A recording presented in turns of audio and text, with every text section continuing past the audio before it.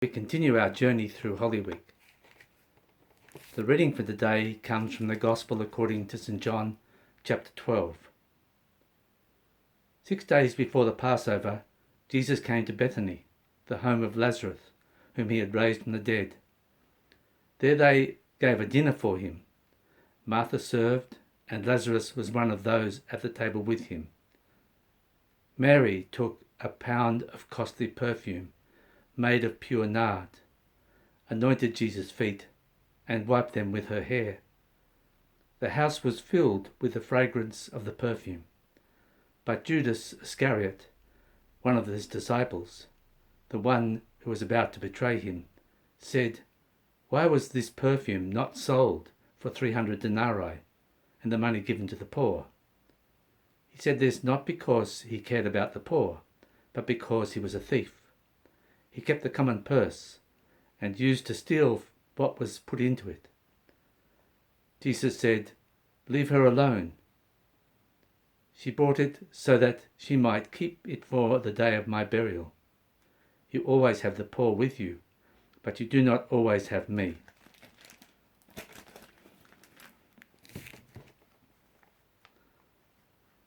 The story of a woman anointing the feet of Jesus is one of the few stories that appears in all four Gospels.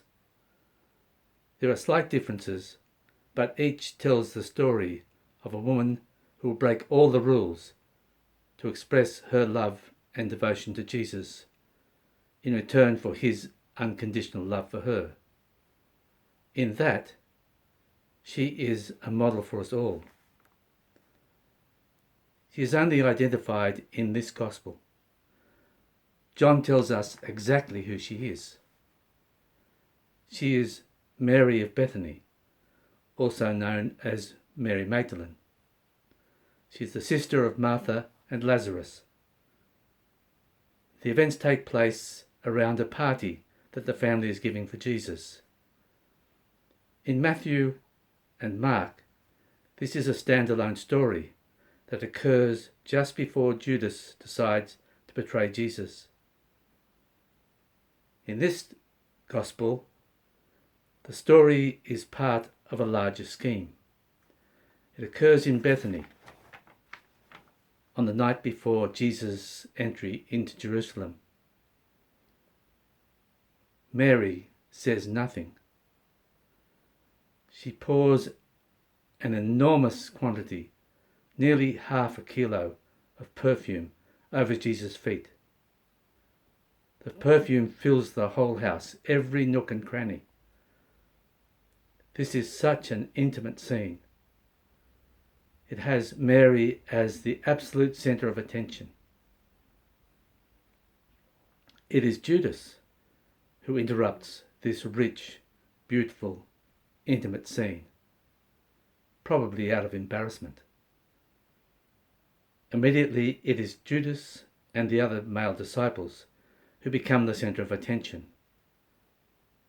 We watch as one by one, during the Holy Week, they slip away under the pressure of the events of the week, until it is perhaps only John who remains at the denouement under the cross of Jesus.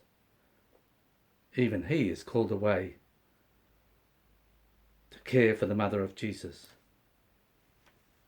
For whatever reason, the disciples are unable to go the distance. Under the cross stand a few women who were mostly not mentioned previously in the Gospel. But among them is Mary of Bethany, Mary Magdalene. But that is not the end of the story. On the first day of the week, Mary goes to the tomb and sees the stone rolled away.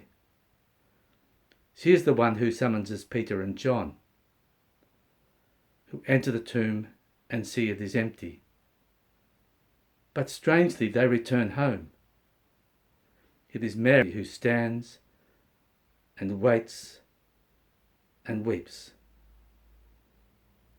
Mary is again the centre of attention. and it is Mary to whom the risen Lord first appears.